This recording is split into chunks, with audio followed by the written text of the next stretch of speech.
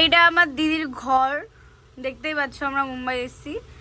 তো এই দেখো ওদের ঘরটা দেখে নাও, অ্যাডজেস্টার না কি বলে জানি না, যাই হোক তোমরাই জানো, মানে জানি ঠিকই, টিন টাইপের কিছু, ঠিক আছে। ওদের ঘরটা দেখিয়ে দিচ্ছি, ওদের রুমটা পুরো, ওদের রুমটা এরকম। আর আমরা এরকম করে মুম্বাইতে এরকম করে ঘুমাই, খুবই কষ্ট ঠিক না, মজা আসে, তাও ভালো লাগে। এইখানে মাম্মি আমার, এখানে পোপো, এখানে আমি, এখানে দিদি জাইম্বু ঘুমাই। ও এখন করছে ওর রান্নাঘরটাও দেখিয়ে দিচ্ছি এখন। ওই যে ফ্যান, ওর ওই যে একটা ফ্যান, ওই একটা ফ্যান।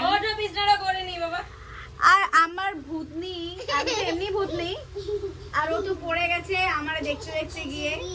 আর আমার মা বাথরুম থেকে ক্যাঁ ক্যাঁ ক্যাঁ ক্যাঁ, ওই যে চোষ থাকে যাদের, ওই যে কি বেশ বলে না চোষ, তো ওরকম করে ভেদর ভেদর ভেদর করতে থাকে।